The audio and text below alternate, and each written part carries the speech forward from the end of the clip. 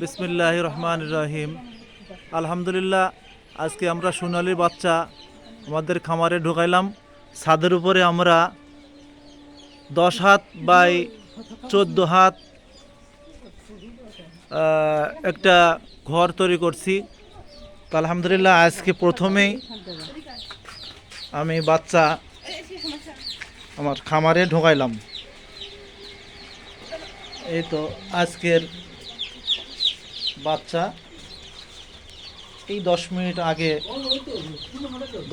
আগে আমরা ঢোকাইলাম।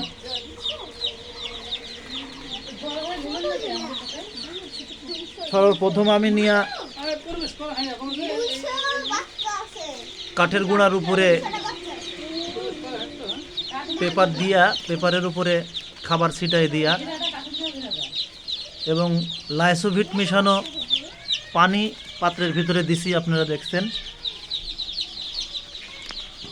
এ হলো আজকের প্রথম দিনের পরিস্থিতি।